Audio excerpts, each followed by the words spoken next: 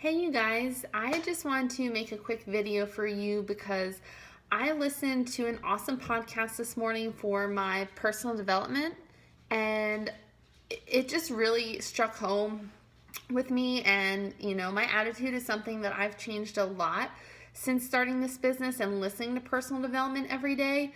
I'm sure some people are thinking like, oh, personal development, that's silly, self-help and all this stuff, but it's actually made a huge difference in not just my business, but my personal life also. And this morning, listening to them talk, I was just like, I have to share this with everyone out there and my challengers. And it's a free podcast, so why not listen? On your drive to work, instead of listening to the radio, listen to an awesome podcast or something. Or if you're going out for a run or doing laundry or the dishes or something. How many people have watched the show called My Diet's Better Than Yours? I did, and I loved it. It was awesome to see, these different fitness and nutrition experts kind of, see how they did it and what worked. So the podcast I listened to was by two of the experts that were on that show, Abel and Dawn. And they were just talking about a variety of things from nutrition to fitness and everything in between along with the show. And the one thing that they really talked about and how important it was to their contestant success was their attitude and the mindset. And when it comes to weight loss or fitness or anything that we're doing here, your attitude can be your best friend or your worst enemy.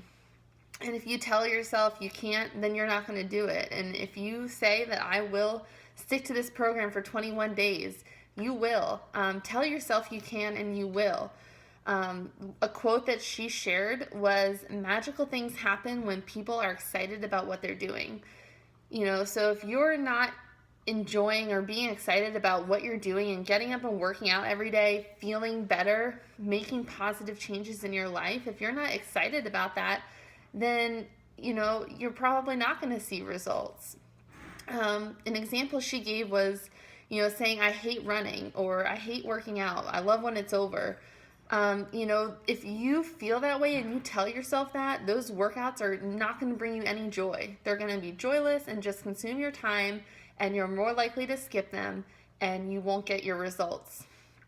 But instead of saying, I should be running, I should run because it's healthy, I should eat carrots because they're healthy, I should meal prep to help me succeed, and replace that with I want, and I want to do this, that's going to make all the difference in the world and really help you to get that success and those goals that you want to be reaching.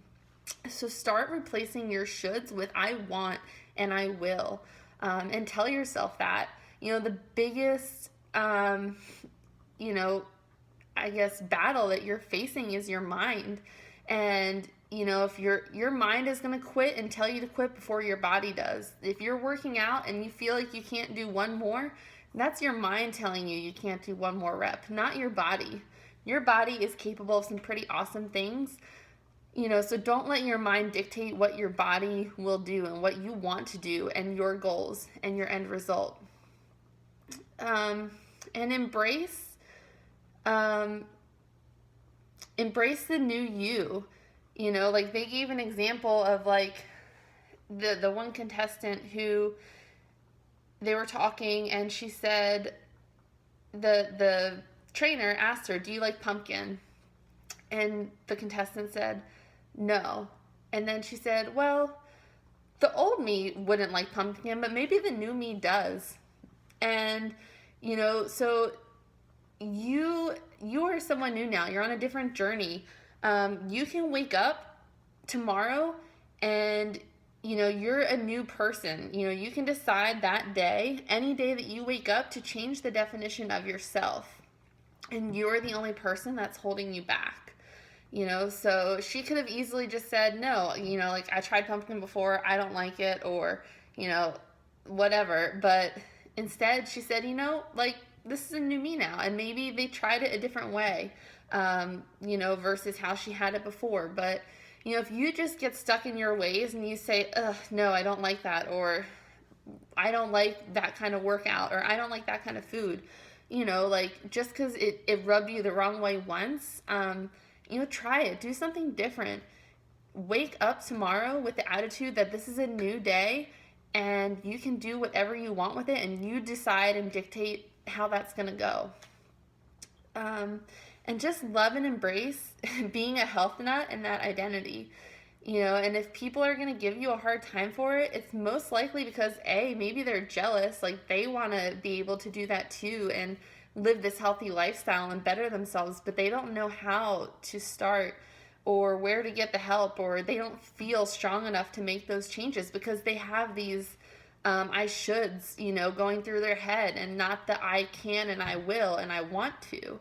And those are the people, that's why I do what I do, because I want to get those people to see and believe that they really can do this. I am no one special, and just because I am a coach, and even these, health professionals said it, like, that's what they do for a living, but it doesn't mean they're perfect all the time. We're people too, and, I just want to help other people see that they can learn how to live a healthy lifestyle and change their mindset and believe in themselves. But that's usually the number one reason why someone may, give you some backlash for trying to make these healthy lifestyle changes. It's most likely because they're jealous and they want to do it too, but they don't have the willpower or know where to start with making those changes.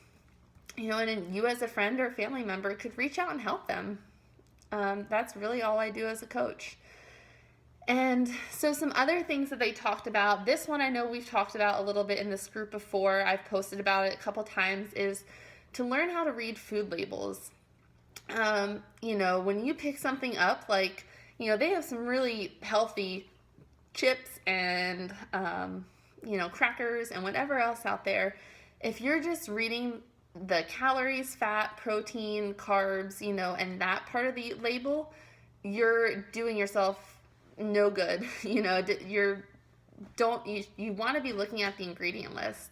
That is where you're really going to start to learn and figure out what you're putting in your body. So, it doesn't really matter how many calories are in the serving or how many servings are in that bag, or fat, protein, carbs. Look at the ingredients. My rule of thumb is it should probably have no more than like 5. If I just pick something up and I see a long list of ingredients, I put it back down, because at a quick glance too, you can see, some of that stuff, the chemicals, the artificial stuff, things you can't pronounce, like, put it down. So avoid CRAP, and that acronym stands for chemicals you wouldn't have in your kitchen, refined sugar and flour, so all that white stuff. It doesn't matter if it's gluten-free or whatever, if it still says like enriched or refined bread or whatever, that's a no-no. Artificial flavors, colors, sweeteners, be on the lookout for those. And then preservatives. If something can, last for a long time on the shelf, not something that should be going in your body. And I feel like one of the things that people struggle with the most is thinking that it's really selfish to be focusing on you. And it's not. Focusing on you can actually be the most selfless thing that you could do. And, in time, you will see that the better you take care of yourself, the more it's actually going to help those people around you, the ones that you love most, your kids, your parents, siblings, friends, other family, coworkers. Your healthy changes and habits and lifestyle could start to rub off on them. And you're giving them the gift of health then, which is the most selfless thing you could do. That's something that we have to start getting and changing our mindset about.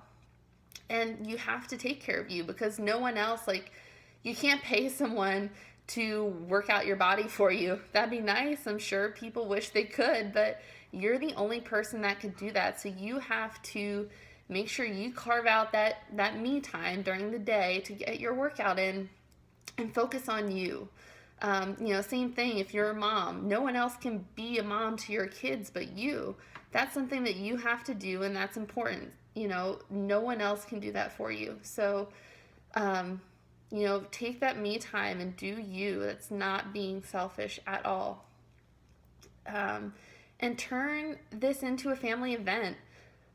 You know, don't make, a lot of the times people make clean eating and making it a family event more stressful and full of drama than they need to. Try to get people involved. Give your kids a simple task maybe while you're meal prepping or cooking.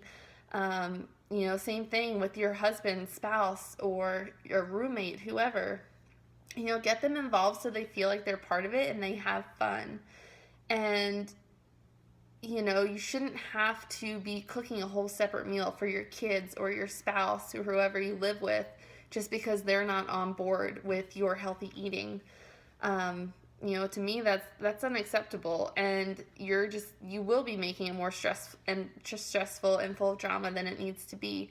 There's ways you could, make a lean meat and some vegetables and a healthy starch and make that appealing to everyone as a dinner.